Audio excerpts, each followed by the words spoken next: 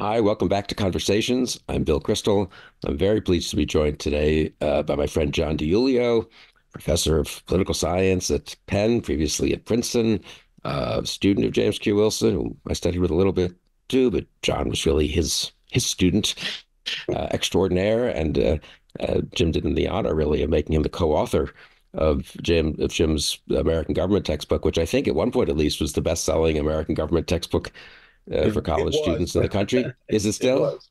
Was. Not quite, but But it's doing okay. it's what happens when it's you go from major league to triple A. Is what no, happens. no. But It's an excellent book, and you actually learn. It's not just a textbook either. You learn it's not about some more subtle points as well. John has also experience in politics, local, state level, and in the federal government. Describes himself as a New Deal Democrat, though he served for a year or so in the Bush White House. So a wide-ranging background in political science and politics. And John, thank you for joining me today. thank you, Bill. It's an honor to be with you as ever. And John is an expert on many things, actually. But one of them is the bureaucracy, or which is the but one of them is bureaucracy or civil service or how government actually works, the millions of people who make government work, as opposed to some of the, in addition to being an expert on various policy areas, of course. But the civil service, which is sort of usually a dry and slightly out of the news topic, is coming to the news because Donald Trump has talked about a pretty radical civil service reform. So why don't we just begin by say a word about the civil service? I think people hear that term Sure, and they're not sure. I'm not sure what does it mean, and then we can talk about his reform sure. proposal and its implications. Well, I'm gonna try to do this and make it. I can't promise scintillating. Scintillating may come at the end. I don't know how we'll get there, but this is a pretty dry topic, but it's a very important one. So let me begin at the beginning, and I'll actually start with President Trump because when he came into office in 2017, the first year, he didn't really have much to say about the federal workforce or the federal civil service system. In fact, much of what he did say was considered quite flattering to the federal service. I mean, there were all these nice statements, but that changed in 2018. And in 2018, he put out three executive orders. And the real burden of those executive orders was to contain or cut federal worker participation in unions. So they were really directed against about 30 to 35% of all federal workforce employees are unionized. That's less than, say, at the states, which is like 40 or 45% at the local level. But it was really directed at federal employee unionization. That really didn't go anywhere. I mean, it did picked up a certain amount of controversy and dust, but it really did not have any lasting effects. Then in 2020, President Trump proposed the creation of a new federal government job classification for federal civilian workers in what is known as the accepted service. Now, here's where we're going to get a little boring, but I promise you we'll Okay, but just try to before we pull get it to back. the into that detail, just step back even one step. How many people, roughly, how many, what are we talking about? A million people, Well, 5 million people? so yeah, let me. So the accepted service, and that's EX, not ACC, accepted service, is the one third of the federal workforce that is not the competitive service. The competitive service covers most of the positions in the executive branch. Most of the, say, 2 million federal civilian workers who are not uniformed military personnel and not postal workers. So the accepted service is this other third. The competitive service, it's all what you remember from, the great Chester Arthur, my favorite president of all time, the Pendleton Act of 1883, preceded by 1871, the Civil Service Reform Act that really created the prototype of what became the civil service. And So say a word about what that is. So that's like you don't get fired for political cause, right. you don't take So bribes. What is the sure. essence of that? Sort So of. throughout the 18th and 19th century up till 1871, federal workers were just political patronage jobs. To the victor went the spoils, and the patronage system, was dominant. There was no bigger advocate, no bigger prince of patronage than Chester Arthur himself. But then, following the murder, you all remember this from your elementary or high school, textbooks. By a disgruntled office seeker, President Garfield was murdered. Arthur changed his position, and a man named George Pendleton, a Democrat from Ohio, had this proposal that had been kicking around for years to create a federal civil service or merit system, whereby essentially You only get federal employment. It's only awarded those jobs on the basis of merit as demonstrated through performance on competitive examinations. I mean, this was as radical an idea in 1883 as you can imagine, but it passed with bipartisan support, overwhelming bipartisan support in both the House and the Senate. Initially, only about 10% of all federal jobs. And remember, the federal workforce then is like 100,000, 110,000 people. But by the time you get to World War II, to World War One, you're up to about 2/3 already of the service covered, and that's pretty dramatic change in a space of 40 or 50 years. So when we think about the federal civil service system, we think about the merit system. You're talking about what we call the competitive service. Now, uniform military, right? Obviously, there are qualifications for that as well. About 1.4 million folks. If you add them to the 600,000 postal workers, you get a federal workforce of about 4 million. But we're really talking here about the 2 million federal civilian workers, the vast majority of whom are in the competitive service. But the competitive service doesn't cover 3 types of positions, okay? The senior executive service, called the senior executive, these are sort of policy positions, but higher level positions, but for career folks. Then there's presidential appointments that require Senate confirmation, right? Cabinet, sub-cabinet. And then this third category, this is where this proposal, Schedule F, so-called, comes in. Positions that are specifically accepted from the competitive service by statute or by a special rule of the Office of Personnel Management, or OPM. OPM was created in 1978. And what was really the last major restructuring of the federal civil service system, and really the biggest restructuring since 1883 under the Civil Service Reform Act of 1978. And let me just say a word, it's a very quick word about that before I go on, because President Trump talks about the need to gain control of the federal bureaucracy. A lot of presidents have. It's important to remember that that was the same rationale that President Carter gave back in 78. He talked about gaining control of the bureaucracy. Now, he also wanted to diversify the federal workforce, and let unions have more of a role. But that was the last major reform. And so as I said, about a third of all federal workers are covered by the accepted service. And there are 5 categories. And that's the thing we're talking about now. That's what we're talking about.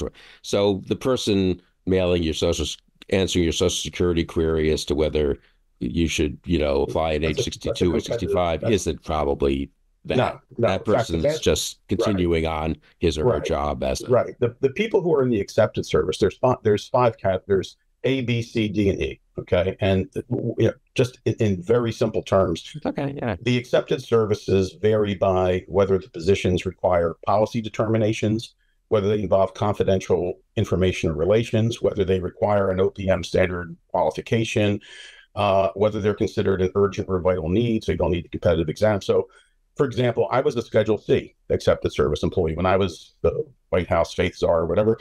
I was an accepted service person. I wasn't a cabinet person, but I had confidential and close relations. Yeah, when I was Bill Batta's chief of staff, I was Schedule C. You were an SES, but Schedule C. Yeah. We had to have a party, get all the Schedule C people together. But it means those are more the policy-making, sensitive, higher level based. Well, some of them are, and then the sort of the A and the B and the D are less so. You might have chaplains, right? You may have data analysts. You may have recent STEM graduates. And then there's Schedule E, which everybody always forgets, which is basically administrative law judges, right? So now enter Schedule F. Okay, that's where it's funny. I never even thought, why is it F? So there are these 5 other schedules that already exist. Correct. Most people, by the way, most people even the public administration experts go, A, B, C, D. What the heck is E? So I had to ask my great friend, the great Dean of Public Administration Scholars, Don Kettle, Don, remind me what Schedule E is. He goes, administrative law judges. Everybody knows that. So anyhow, that's where Schedule E comes from. All right. Now, Schedule F is So of course, Schedule F comes from. So let me try to give you.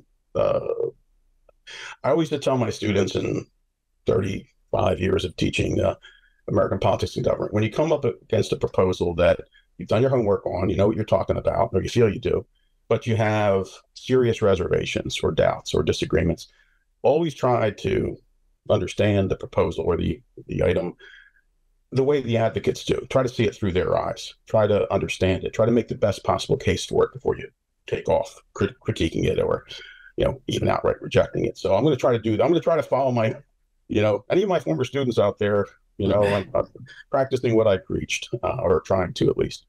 So, as elaborated and I would say reanimated in the Heritage Foundation's Project 2025 mandate for leadership volume. And let me just pause there to say, I don't know, I actually have here it is. I mean, it's a big, thick, uh, Right. two volumes, two parts. It's a magnificent document. I'm not saying I agree with much that's in it, but it is a serious, thoughtful, systematic treatment across the board. It reminds me of the old Brookings Institution setting domestic priorities volumes that used to come out with every presidential election. So my hat is off to them. I don't agree with a lot that's in there, and I certainly don't agree with the Schedule F proposal, but no one can say it's not thoughtful and well argued. Okay. And so what are they One thing arguing? I could, if I could Yeah. interrupt on that, I think it's an important point just yeah, to emphasize that so many of my friends are, in anti-Trump world or the Heritage Foundation, they're crazy, demagogic, this and that. It may be a little crazy and ultimately demagogic, if you want to call it that, or irresponsible or whatever. But these people have studied it, right? I mean, it's a No, serious proposal in the sense that it's worked out, and these are it's a people who serious know proposal. they know what schedules A through E are, right? They know what schedules A through E are. They know the history of the federal civil service. They understand it, and they have an argument. They have an overarching rationale, and they have a set of particular rationales. I'll try to explain in due course why I think they're wrong or off base, but I don't think anyone can just shrug it off, or should. But essentially, what they're arguing, essentially, Schedule F is a proposal to create a new job classification within the accepted service for federal workers in policy related positions. Now, here's the plot thickens immediately. What it says in the volume, what others have said, what President Trump himself has said, you get a number of, there's going to be 20,000 of these positions, or 30, or 40, or 50, or 100,000 of them. I like to just say 20,000 or more, okay? Because that's what I think the more serious folks who have, proposed this generally say. So 20,000 or more competitive service positions that would be newly classified as policy related, okay? Stripping them of most or all of their civil service and or union protections, and permitting the president, political appointees acting on his behalf, to essentially treat them as at-will employees. Okay. Now, there are presently 4,000. The president has about 4,000 political appointees. Okay. So if we just say 20,000, the number will be 24, 25,000. Just hold that thought. We'll come back to that. Right. So these are people who are, operate at the will, and they're taking these positions out of the competitive service, putting them in the accepted service, and stripping them of all of their civil service and or union protections. Now, President Trump made this proposal at the very end of his administration, in the last few months. No employees, no federal employees were Schedule F'd during Trump's last few months. There just wasn't enough time, and the leaders in the GOP on the Hill were not fully on board. In fact, I don't think they've really fully understood it. So nothing happened, as it were. And this is an important part of the story, Bill, because in much of the discussion that occurs now, you hear, especially the people who, as I am, are critical of the proposal, they talk about what Trump did, what Trump's proposing to do, often talk about the most overheated or hyped versions of Schedule F. I think the facts are pretty alarming or dangerous, enough without having to hype it. But it's important to note what President Biden did and has done in relation to this over the last 3.5 years. And Yeah. one last little interruption for clarification. So, just to be clear, these are people. When I came to Washington in '85 as a political appointee, Schedule C political appointee, I was interviewed. Bill Bennett wanted to hire me. I had to go to White House personnel. They had to see if I was a loyalist to Reagan and whatever other qualifications I had. They had to make sure that Ronald Reagan didn't have some ideas about who should have the particular slot that was allocated that Bennett wanted me to put in, because there were people who came from the White House who we appointed, obviously, as political appointees. And eventually I got this job. There were still certain minimum requirements. I don't know that I could have gotten it if I were, a felon, or if I had, there was a normal FBI check Right. and so forth. But and what you're saying, if I just get this right, though, is that there at that time, I think there were maybe less than 2,000 people. 3,000 Yeah. or so. Yeah, And back now there then. are 4,000. But you're saying basically there are 24,000 under this Yeah, proposal. if you do White this House proposal, personnel yeah, or cabinet yeah, secretaries or Donald Trump yeah, personally say, I want John yeah, DiIulio in this job. exactly. And the So then person that who does did not that, now exist. I mean, and and now it no, exists for 4,000. Yeah, right, and you'd be converting, you'd be pulling essentially 20,000 or however many jobs out of the competitive I service. see. They're suddenly classified as accepted service and at will employees, essentially. No civil service protections. You had no civil service. I had no civil service Right. protections. So what does President Biden do when he comes in? Okay, the first thing he does early on is he creates something called the White House Task Force on Worker Organizing and Empowerment. And essentially, what that was, it was about unionization. It was about boosting unionization, and it has been very successful, for good or for ill, depending how you view it. But within the first year or so, 80,000 additional federal employees unionized. So again, that number now, the federal service overall is about 35%. Again, below the state and local levels of 40, 45 respectively, but it's a lot. And so it was mainly about unionization. But then over the last year or so, right, the Biden administration has developed and issued a new Office of Personnel Management rule. And that rule bars career civil servants from being reclassified as policy related or political appointees and preserves all their existing civil service protections and all of their accumulated union protections. Okay. Now, that OPM rule has not received enough attention. People think it's like, well, so what did did they give him a sheet of paper with six talking points and he, picked off, no, this is a 236 page rationale and procedural roadmap, and it took effect just last month. Now, the thinking, I believe, on the part of the people who drove this is that, well, were President Trump to return to office in 2025, were he to try to start Schedule F and rescind that rule and revive, Schedule F, it would take months or years to unravel and unwind the new OPM rule, amend the related rules, and get Schedule F rolling. I don't think that's correct. I think that they are being somewhat Pollyannish. I understand what would have to be done. I think it could be done much more quickly than that. So that's why I feel maybe a little greater sense of urgency about this issue, because I don't think that this is it's a Maginot line. If it's anything, Right. it will be gotten around rather quickly. So notice what President Biden did not do. Okay. And this will get to something maybe we'll come back to later. What if President Biden instead had come in and said, you know what? That Schedule F idea is a heck of an idea. I have 20, 30, 40, 50,000 Democrats I would just love to put in to have as at-will employees, and it done so. You would be setting up a dynamic here, right? I mean, forget about whether you think you'd be more comfortable with Al Gore doing this than Donald Trump. I would be, but I don't want it in any case, because part of the dynamic here is you would have essentially a hostile takeover of the bureaucracy every time. I mean, a deeply hostile one. If you have 2 million, let's say the 2 million federal civilian employees, the vast majority of whom are competitive service, and you now have 4,000 people who are at will, political appointees like you were and I. Those people, and then people in the cabinet agencies. So that's a ratio of one political appointee for every 500 people.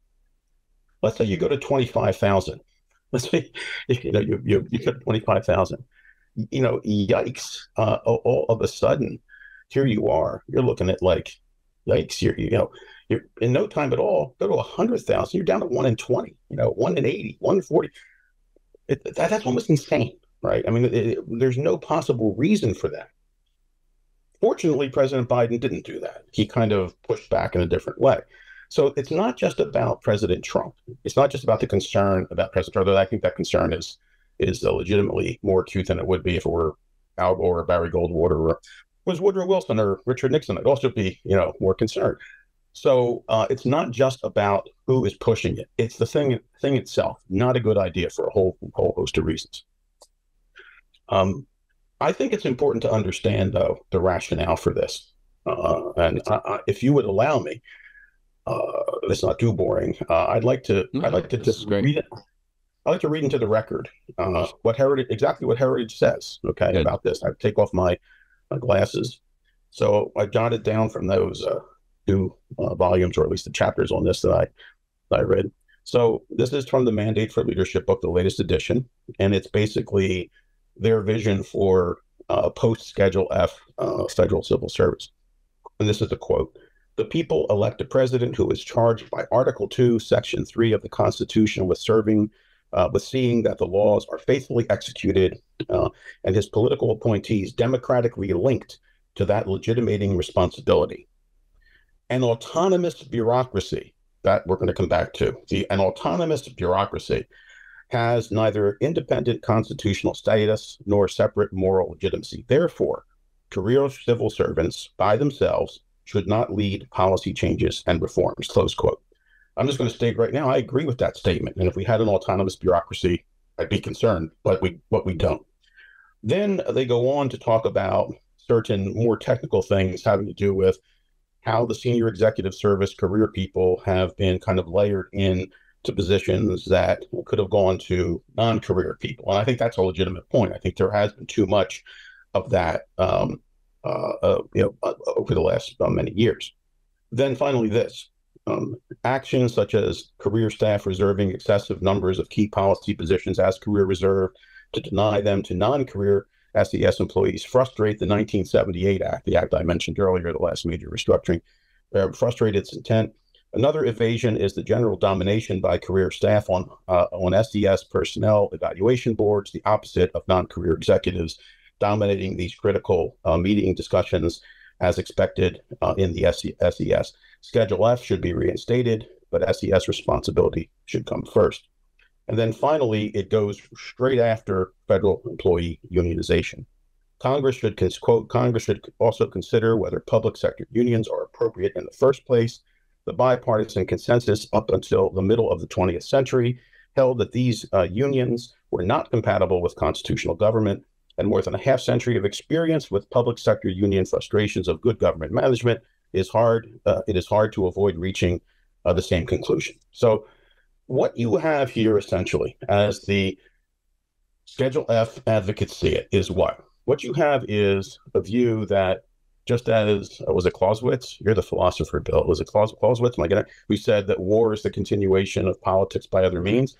Right. They see administration, public administration, as the continuation of politics by other means.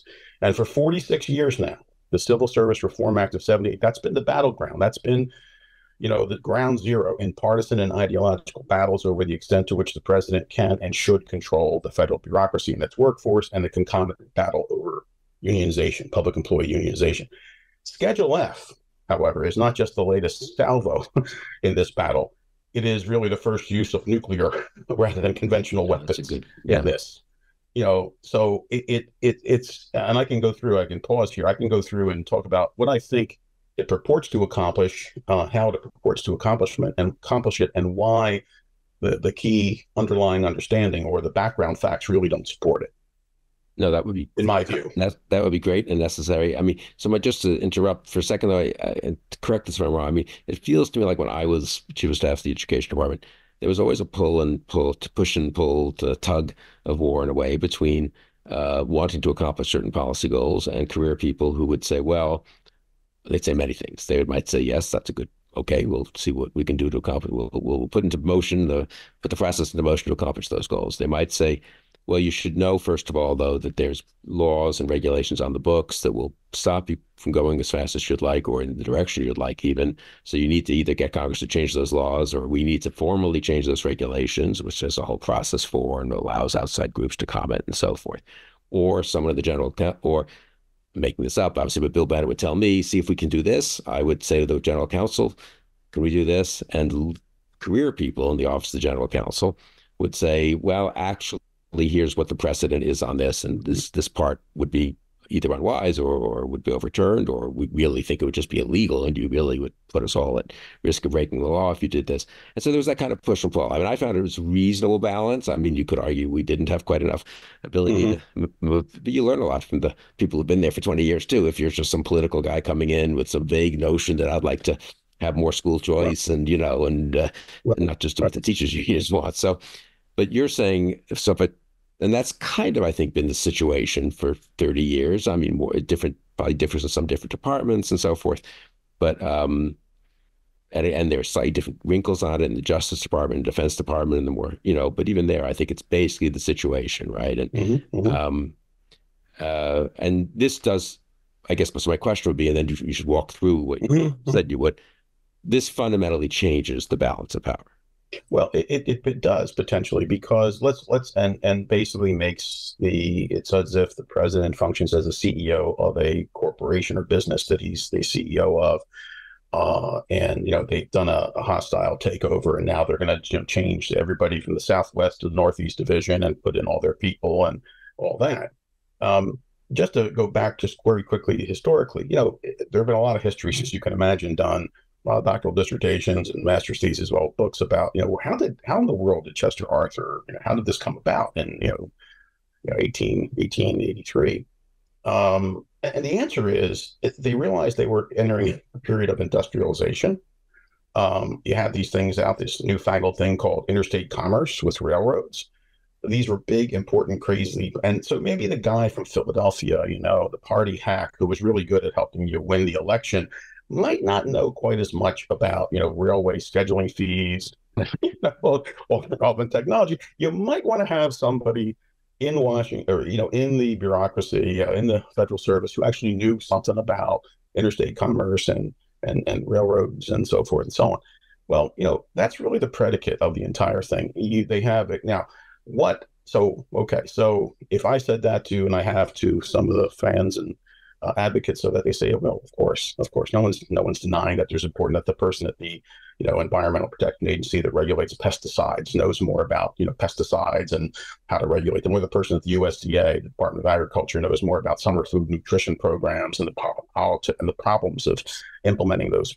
Right? They're not denying that. What they are saying, though, and this goes kind of to what you were beginning with when you were talking about your own experience. This autonomous bureaucracy claim isn't just autonomous bureaucracy and neutral. It's that the bureaucracy for decades now, this is the underlying argument, has used its, I'll say, ostensible autonomy to ensure that conservative Republican presidents and Congresses that win the policy wars lose the administrative and policy implementation battles. That's the core claim. So as they say it, conservative Republicans, going back to at least Ronald Reagan, some will go back to Nixon, they've won most or many or most of the policy wars, but they've lost many or most of the administrative battles, undone, undermined. Because what happens is, according to them, rather than translate these conservative policies into effective and ethical action, and then you get the liberal, radical Democrats who ostensibly dominate the supposedly big, bloated federal bureaucracy, have either dragged their feet or actively undermined or otherwise functioned as here it comes, deep state, or an administrative state that slow walks or suffocates the policies that are favored by Republican presidents and Congresses. Now, that's really what's to me, at least, at the center of this. And, the first thing to be said about that, in my view, is, yeah, there have been cases. There are instances of bias, renegade discretion of bureaucrats, outright opposition. It happens. You'd expect it to happen in something that's spending trillions of dollars a year and has 390 agencies and, has, an army of contractors. You'd expect some of that. And no one can deny, right? It would be almost not quite as daft as saying, oh, of course, elite liberal universities don't have faculty members who are predominantly Democrats and liberals. No, that's of course they do, right? And of course, the federal bureaucracy is, disproportionately Democrat and, center or left of center. Right. But that's really not the question, right? Because there are dramatic and unacceptable exceptions, but they are not the everyday rules. That's my point. Nor could they possibly be the everyday rules in our system of separated institutions sharing powers. I mean, let's just tick off the three branches, right? Congress. If you you mentioned the late, great James Q. Wilson, whose real magnum opus, I would say, was his 1989 book, Bureaucracy. I mean, he wrote on a lot of important things, American government and crime and other topics. But that book on bureaucracy really, I think, is his greatest book. I'm not sure he thought that, but I thought that. And in that book, there's a chapter on Congress. And what the chapter on Congress argues, and it argues it matter of factly, as if it's not trying to, it's not a novel theory. Congress really has tamed the bureaucracy. I mean, if you go and you're getting called up, people, not only the appointees, but investigations, inquiries, constant hearings. The bureaucracy, the federal agency can't spend a penny. It can't take an action. It can't let a request for a proposal. It can't supervise a contract without the express consent and agreement of Congress and the multiple committees that have multiple and overlapping jurisdiction of every single federal agency, the 15 cabinet departments, the many independent agencies, whether it's Social Security Administration or whatever. So it's kind of, it doesn't make sense just prima facie say that they're it's an autonomous bureaucracy. If it's autonomous, they certainly seem to have at least 435 board members who are constantly calling them to account and cross pressuring them. So, then let's go to the president. People are very sensitive and responsive because if a staffer for a congressman who's on your appropriations committee calls up, of course, you won't do what's wrong, and hopefully you'll make sure the competitive process works, but you will also make sure that nothing is being done unjustly to that person. And presumably there's a law of anticipated reactions, right, that goes on here. I mean, you just don't go off and start doing something. You're a liberal Democrat who's ideological and partisan, and you're in, take your pick, I don't care, the Department of Transportation or the Environmental Protection Agency, and here comes a new president of the United States who happens to be a conservative Republican. You get up the next morning and you start, rocking and rolling and trying. You don't, because you can't. Well, you might want to. I'm not denying that they might have the will, but they don't have the capacity. And I think Wilson's chapter, which is now many decades old, but some folks should go back. I mean, a lot of folks who favor Schedule F are also people who are sympathetic to the late great Professor Wilson. They should go and read that chapter and see if maybe what he said in '89 is outmoded and outdated. It's not. If anything, Congress has become, its tentacles have become more deeply, and they're more deeply entrenched in congressional oversight and whatnot. So now let's go to the president. Okay, so you have a president that's recommending a Schedule F to get control of the bureaucracy. As I said, you have the 25,000 would give you an interesting span of control of 1 in 80. Go to 50,000, 1 in 40. How about 100,000? That's 1 in 20. I mean, that's like almost institutionalized paranoia of a kind. I mean, how many do you need to do this? I mean, in addition to the fact that those 4,000 political appointees, even people who, like yourself, worked in Washington, Democrat administration, Republican administration, people have been interviewed, there have been all kinds of studies and so forth. At the end of the day, they pretty much get what they want. And at the end of the day, even though, we're not Her Majesty's service, it's not perfectly neutral, at the end of the day, president's political appointees exercise enormous influence over what the bureaucracy does. I mean, sometimes maybe even too much influence, right? Yeah, and to the degree that there are limits, it's actual laws that have been passed by Congress or upheld by the courts and so forth. It's not and actual appropriations bills. It's not so much that it's not bureaucrats squirming around to stop you from doing things. And then last but not least, in these three co-equal branches, the federal judiciary, the courts. We just had the Supreme Court of the United States roll back the Chevron doctrine.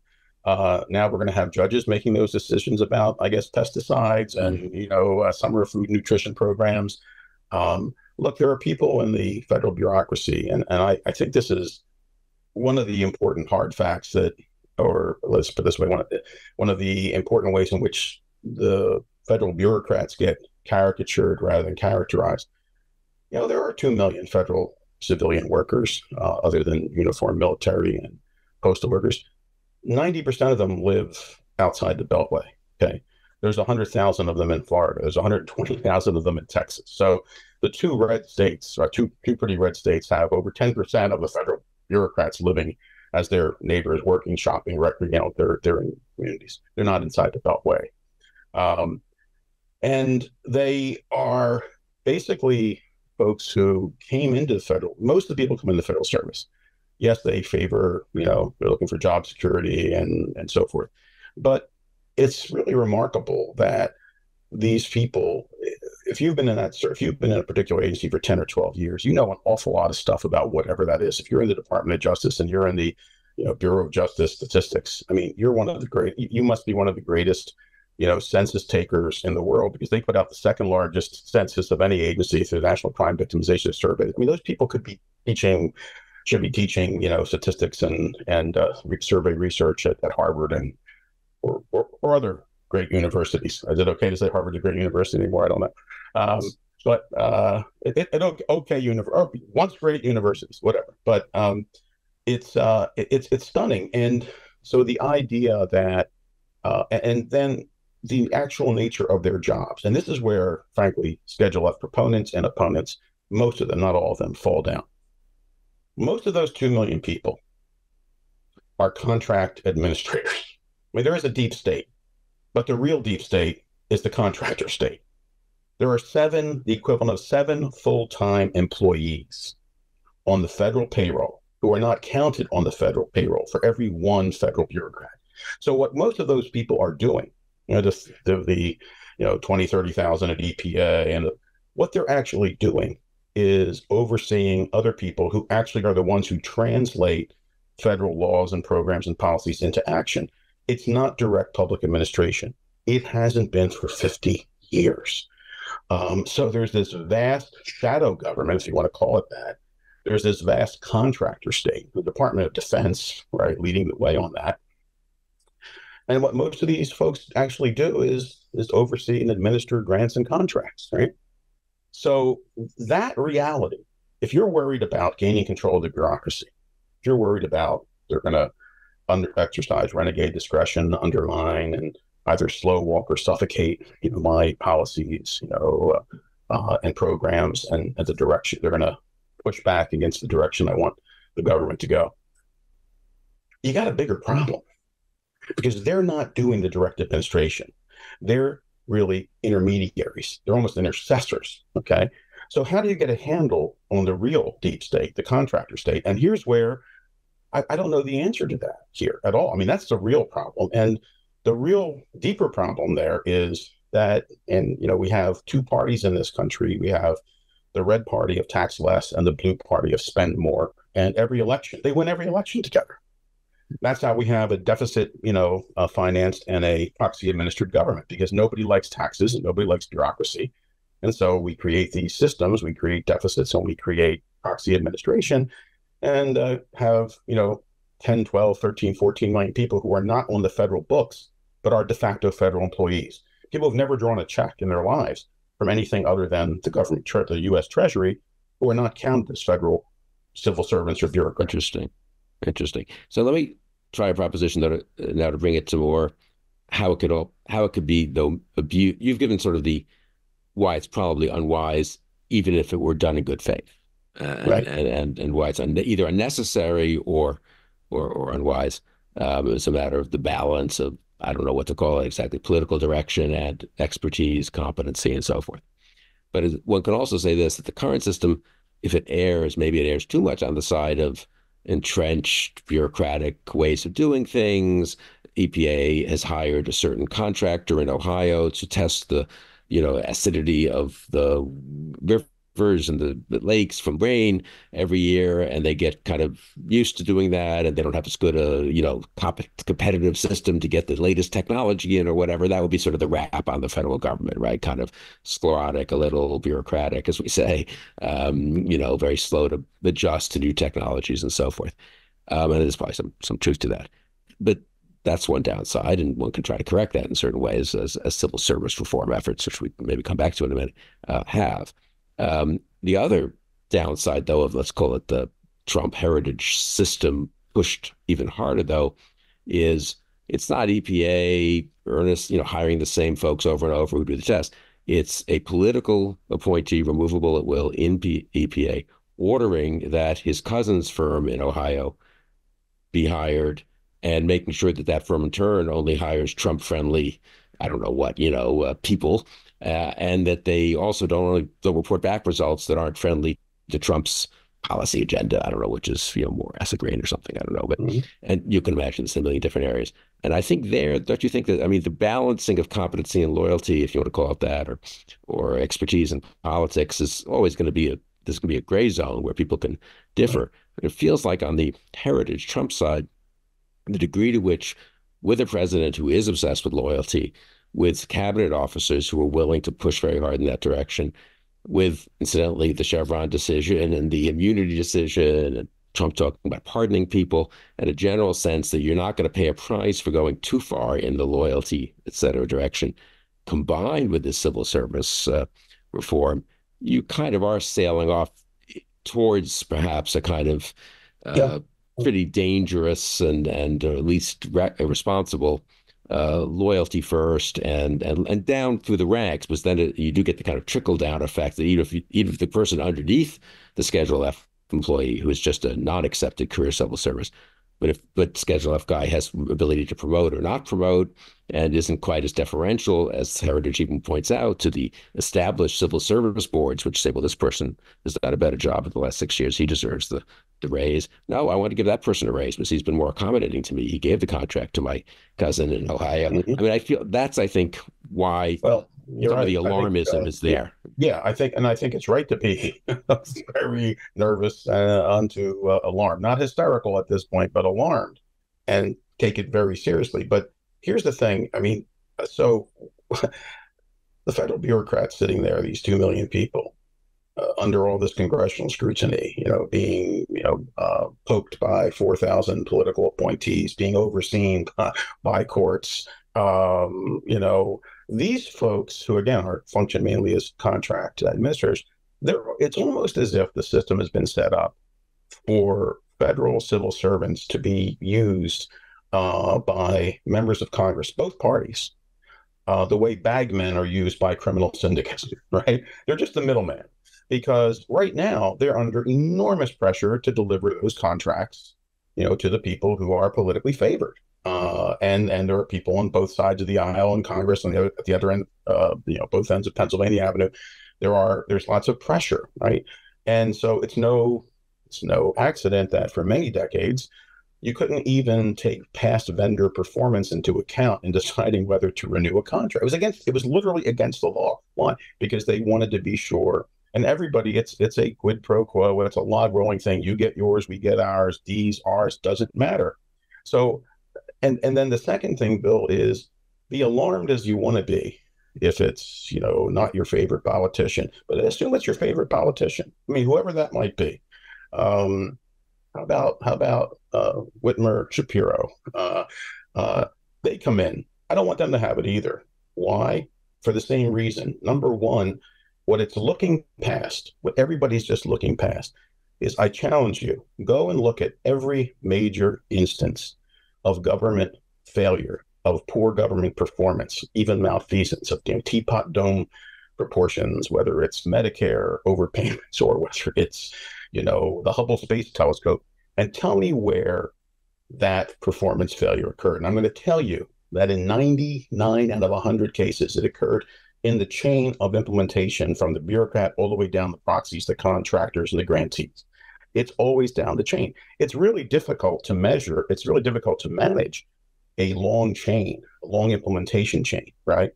And it's definitely difficult when you are basically under political pressure constantly to defer to, the contractors, because they're the ones that have friends on Capitol Hill who call you in to answer why you haven't done exactly fully and precisely what they want you to do.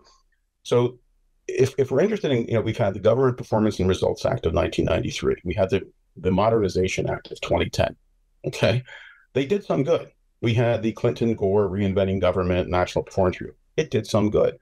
But the real need for civil service reform, what we should really be focusing on if we care about the public interest and the common good, and and also protecting the procedural safeguards. The old saying of the late great Herb Kaufman of Yale about red tape: one person's red tape is another person's treasured procedural safeguard. We care about bureaucracy is the hands and feet of important democratic public purposes. I know that sounds rather schmaltzy, but I really believe that. We care about that. Then we want to be able to have government performance as the focus. are the policies being translated into action the way the law, to the extent you can determine what the law says, the way Congress writes laws these days, and has been for the last 50 years, is it being implemented in an ethical and effective fashion? Are we trying to make government, to go back to Clinton Gore, work better and cost less? Why do we have these persistent failures and these cost overruns?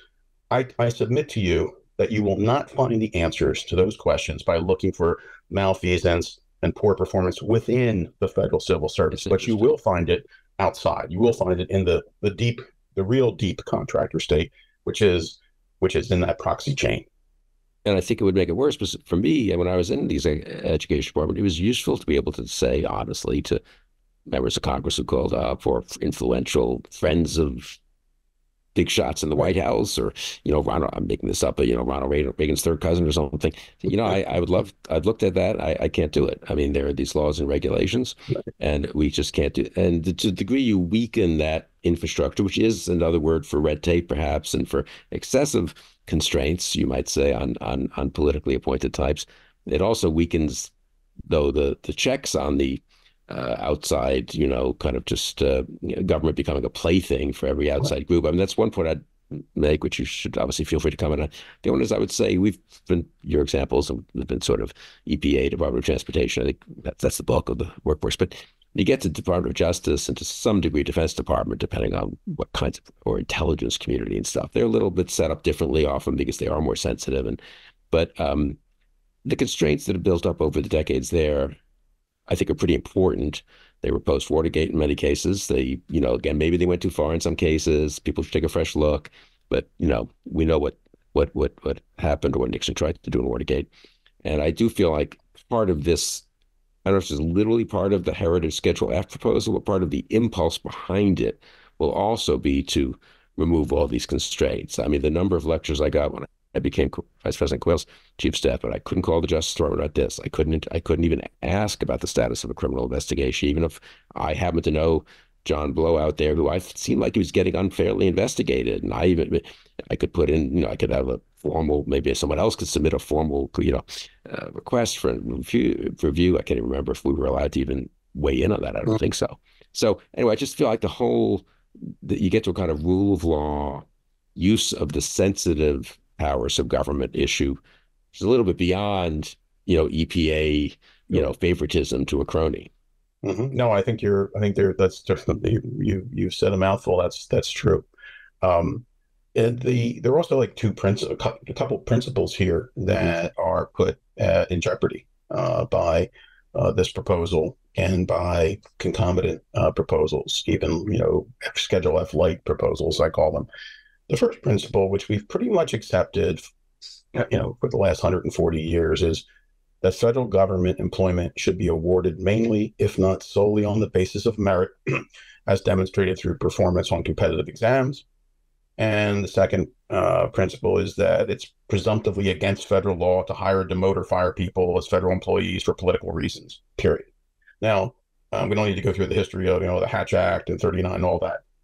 I mean, I agree with, the Brownlow Commission during President Roosevelt in 1937 issued this, famous report, Lewis Brownlow, the president needs help, okay?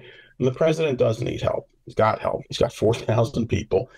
But what the president doesn't need and shouldn't have in our constitutional system of separate institutions sharing power is control. The president does not need control. If you're interested in reforming the civil service, and let's stipulate, as the lawyers say, that there is bias, that there is a leaning, that there have been egregious and unacceptable cases, that let's just stipulate that that's largely true. Why is the answer to that to get a gang of 10, 20, 30,000 people to go in, and then with all of the costs, with all of the multiple and competing values at stake here, the balance, upsetting that balance, why not go to the front end and say, okay, what that tells me is we need to have a heck of a different system in terms of who gets hired in this system. And what you're going to hear, let's screen, let's make sure that we have people who are genuinely competent. Let's make sure we try to recruit people who, are more likely by all kinds of various personnel, classification test measures, more likely to be, if they're green eye shade, let them be green eye shade, not blue eye shade or red eye shade. Let them be green eye shade, I shouldn't say that to the Green Party. No, let's make it orange shade. But the bottom line is it's doable. Those kinds of reforms have often been suggested. They've often been tried, and it always breaks down. They're always sort of superseded by something a little more dramatic, like most dramatic, like Schedule F. And I think that it's unfortunate that in Congress, you always had a group of people who didn't get many political rewards or points for it. I mean, whatever you think of, the late Senator Roth of Delaware, who was behind the '93 Government Performance Results Act. You had people in Congress, both parties, who cared about the character and quality of the federal civil service and quality. They really did. And they came forward, and they tried. And we've had a dozen commissions. You had the late, great Paul Volcker, former chairman of the Federal Reserve, who led the Volcker Commission in 1990 and put out a series of really, thoughtful, good reforms, most of which were totally ignored. We don't have that now on Capitol Hill. There really isn't a good government, public administration caucus. There just really isn't anymore. And that's a real problem. So if it becomes if the bureaucracy, if the federal service, and the battle over unionization, which again, I have an argument in response to that. I mean, yeah, it's true. Presumptively, back in the day, there wasn't government employee unions. They weren't a big part of the equation either in the federal service or at the state and local level. Now they are. They most emphatically are. And there are good parts of that and bad parts of that. I admit there are good parts, there are bad parts. If that's really what we want to fight about, let's fight about that and not have that bound up with all these other issues.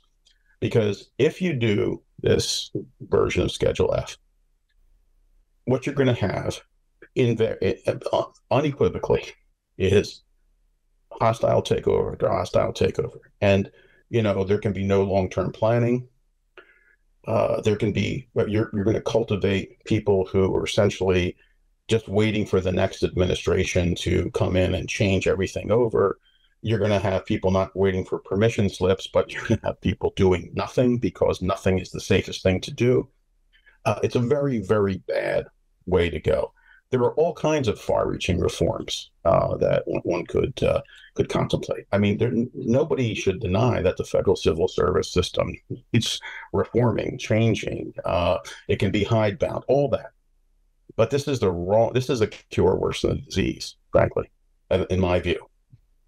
So that's very interesting. And I think I want to ask you a little bit about the reforms, but the the ironic thing about the discussion, I suppose, is that you've been in favor of civil service reforms forever. You spent a lot of time working and have consulted, I believe, on some of these, informally at least, on some of these efforts, the more reinvented government and so forth. And but just to put a pin in this, the risks of the kind of heritage type approach.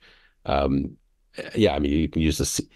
There are sclerotic companies that have been presided over by, I'm using this in the private sector, kind of the same area, by the same types of CEOs for 20 years, and they're kind of behind the curve and don't work very well. They could use some shaking up, a new CEO, some new division heads, some different rules for who you hire from the outside, perhaps, and so forth.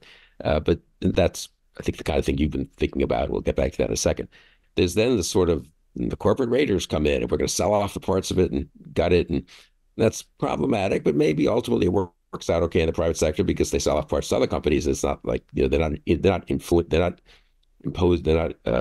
am I trying to say? Exercising, administering the rule of law.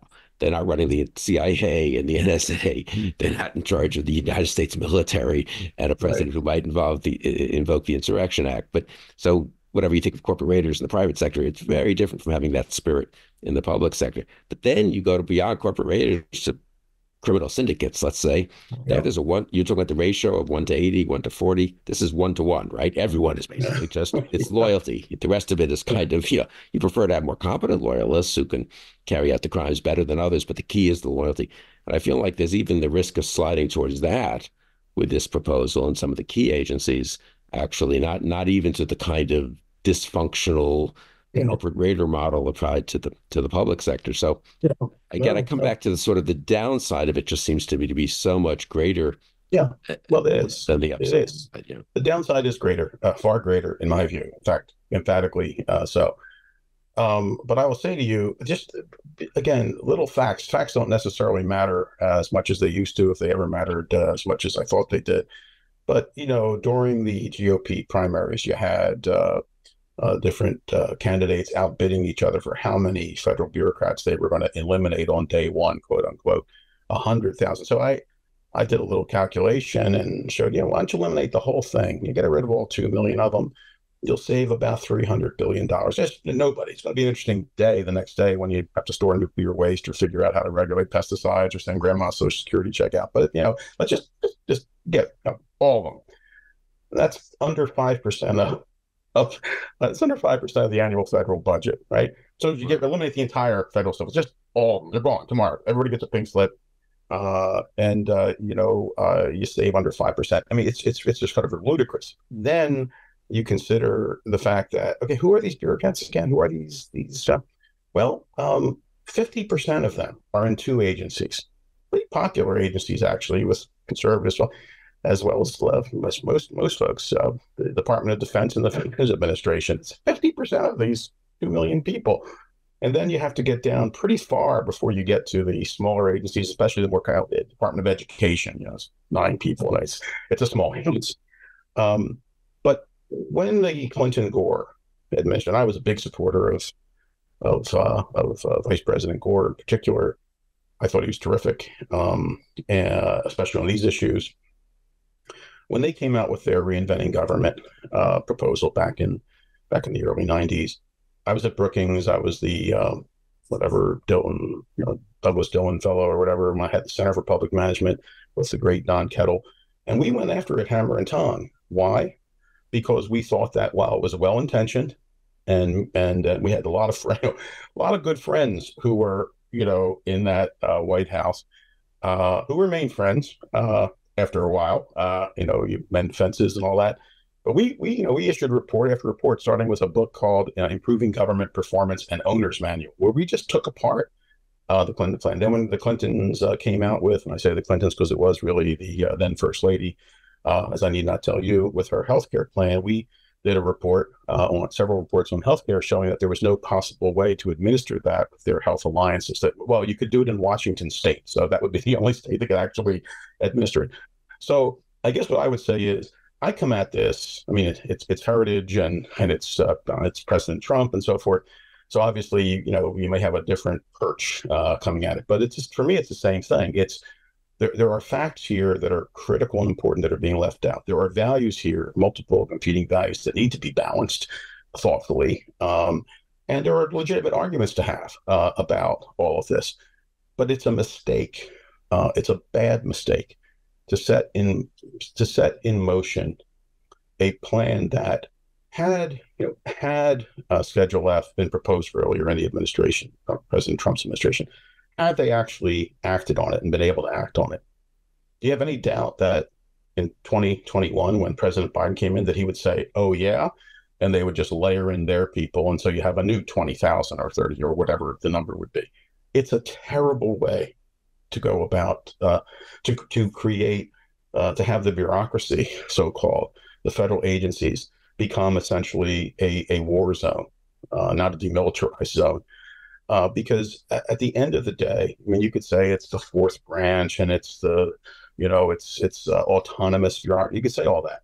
It's not really true. And to the extent that it's true, there are ways of surgically going at that rather than taking sort of really a meat cleaver to the agencies and to the competitive service.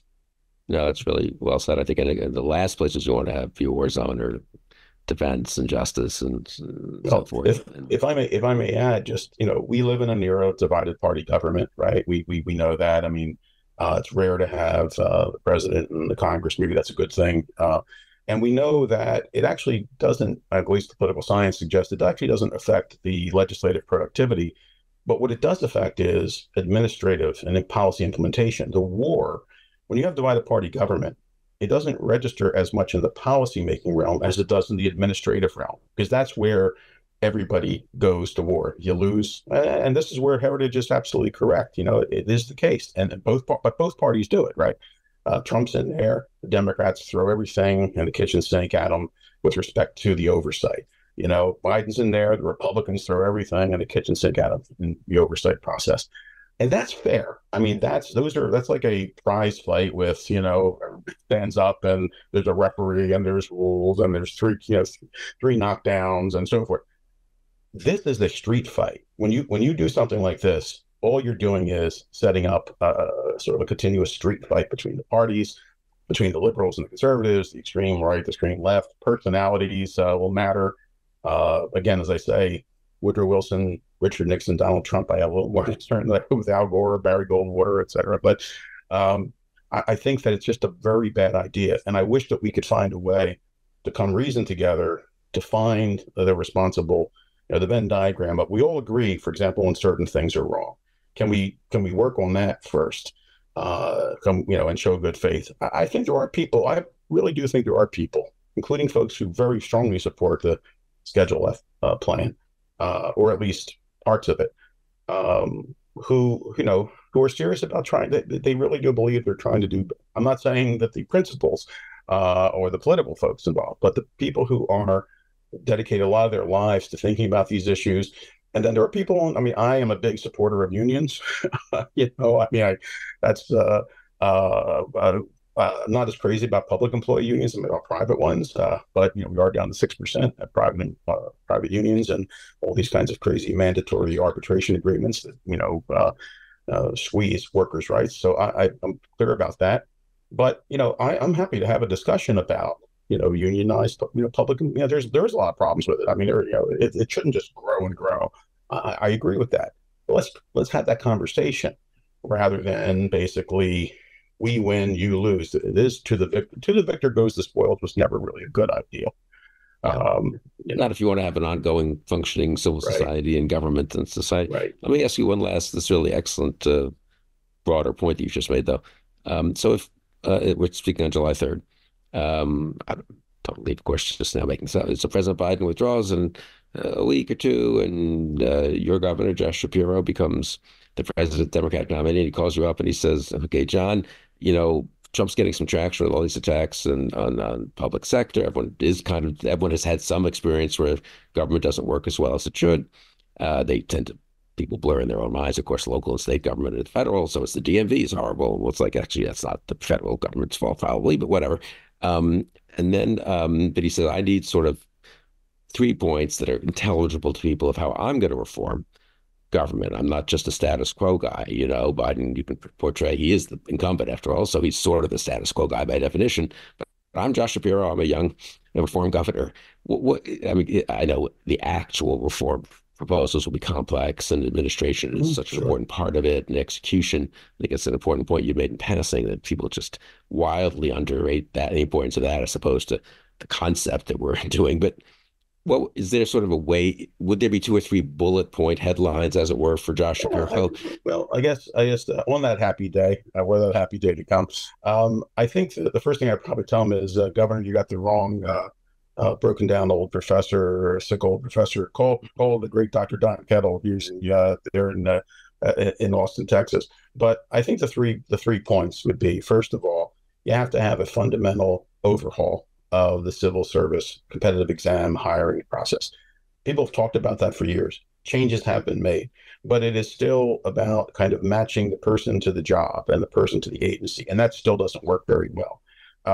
It's clear that the Social Security Administration needs help.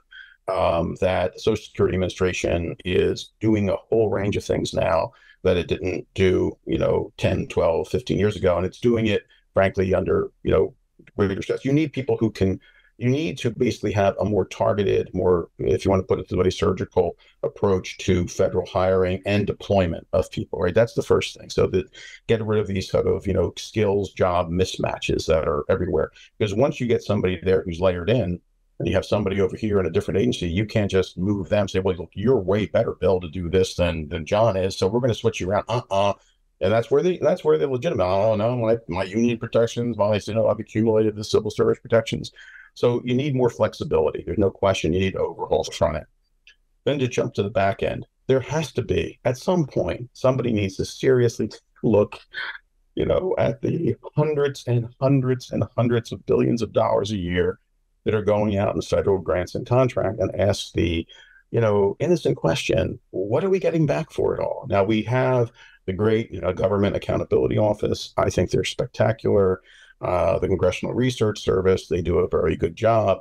But nobody reads these reports and nobody much cares. And they are kind of, it's one of the greatest resources, by the way. If you want to learn about how federal government today works, just go and read all those GAO reports. You may find something more interesting to do in a few minutes after you begin, but they are spectacular. That said, what we haven't had ever really is a proposal to go through and systematically look at how the contracting process works, what the criteria are for renewing contracts. And by the way, President Eisenhower was absolutely right when he warned about the military industrial complex, but there's also a nonprofit industrial complex. There are entrenched interests here. I'm not saying they're all bad people who, the same groups and same organizations, whether it's the big defense contractors or the relatively medium-sized nonprofits, get the grants and contracts constantly. Part of the whole initiative for faith-based was to break that up a little bit with respect to social service delivery. There were people who were being left out unfairly, unconstitutionally, who could do a good job, do more and better with less. So you got to look at the contracting process. And you also have to make it, and I think this is the third thing, is it's a bad idea. And this is where the late, great Paul Volcker, when he turned 90, we had there was a conference in his honor, and he was a great friend of mine. I had tremendous regard for him. We put out a volume in his honor. He died shortly thereafter.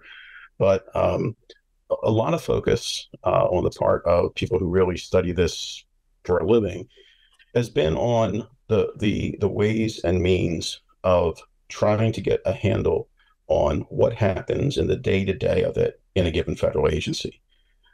If you look at the Department of Transportation or you look at the Department of Energy, you'd be shocked at how it actually works. 90+% of what, say, the Department of Energy does is contracted out. Like 90+% of every dollar they get goes out the door. Now, that's not prima facie a bad thing, but how do they do that? How do they know? Right? So there needs to be a kind of, I hate to go back to case studies, which people like you and me probably like more than some of the other stuff that you get in political science, but you need to go back and do what sort of the Brookings Institution did, almost 100 years ago, as the New Deal was being kind of put into place. There were these studies that were done agency by agency or proposed agency by agency to really look A to Z and C to A. Now, at that point, Governor Shapiro had already hung up the phone and called somebody else. He's like, this guy's totally useless. But those are the things I would do. You got to look at the front end, the back end, and in the middle, so to speak. And there is no appetite right now on the part of anybody I know in Washington. For the first time, really, in my adult lifetime, I would say that it's always been true that these issues have not been top line issues, and they only, get attention when there's a scandal or the Hubble Space Telescope or, something bad happens, when the catcher drops the ball, so to speak. And most of the time, nobody pays attention. But there had always been people. There aren't anymore. I mean, that's an important part of this, because the White House, the Biden White House, and the thing that I mentioned, the workers, forum that they did, the organization that they created in year one to push unionization.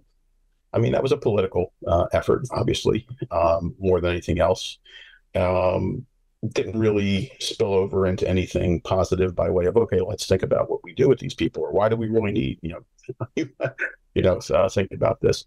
The last serious effort we had really was the Clinton-Gore effort, and they did make our mutual friend Steve Kellman, for example, at the Harvard Kennedy School. You can credit Professor Kellman with making and engineering some of the most important reforms in procurement and purchasing, saved by now. I wouldn't be surprised if it was in the hundreds of billions, if not trillions of dollars, by virtue of changing that hidebound procurement system. So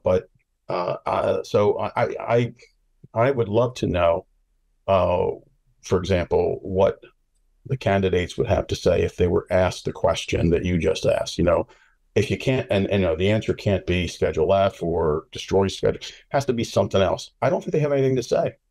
Right. because no one's really paying attention to Do this. you think, just last question, I think I said that would be the last, let me ask you one more, and we can give it short shrift, there's not much to say. Is more of this happening at the state and local level, or is it also there kind of bogged down and sort of I actually think here's the great thing about our some days are laboratories of democracy days, and that this is one of them in this field. Despite the fact that the federal government has had kind of nothing but woes, for the last many years. I'm not just going back through. I'm talking about not just Trump, Biden, and even frankly, end of the Obama years, at least after 2010, not a whole lot of wonderful things happening. The state and local governments have been, by and large, innovators. They've been trying stuff. They've been figuring out ways to do better and, make things cost less. They've been much more open, frankly, in a funny way. They have come around to the idea that you need to look for a much more diverse set of contractors and grantees. It's not that anybody put out a press release or made it up, but it's happening, right? And you talk to people who study state and local government, and you'll hear pretty much the same thing, that it's been a period of innovation and experimentation. Now, have all the experiments been successful? No. Are they still trying? Yes. But you see an interesting phenomenon with respect to kind of cost consciousness and focus on government performance and results that I think, for me at least, is sort of the old Rockefeller Institute, for government at SUNY Albany, that the late great Dick Nathan used to run, has always been one of the places that did those kinds of studies, and they're still doing them. But there's a lot more interest in state and local government now on the part of a lot of diverse scholars, I would say, and also much more interest in jobs like who's the city managing director of Omaha or Philadelphia, and what are they doing? So I'm much more optimistic about the state and local level. But of course, Bill, to conclude, you can't do state and local without the feds, because almost everything touches intergovernmental. And so if the federal government, catches a cold, the state and local governments may catch pneumonia. How the feds go, so goes, for good or for ill, so goes a lot of state and local public administration, which is why we just can't struggle. Say, oh, the heck with it. Schedule F, not Schedule F. You got to pay attention to it if you care about good government in any way. It's an appropriate note to end on. And this has really been fascinating, John. Really terrific, and not boring at all. Contrary to your warning. So, John DiIulio, thank you very much for joining me again today. And thank you all for joining us on Conversations. If you enjoyed this video and would like to see more like it, please don't forget to like and subscribe. Your interest in this program means a lot to me. I appreciate it.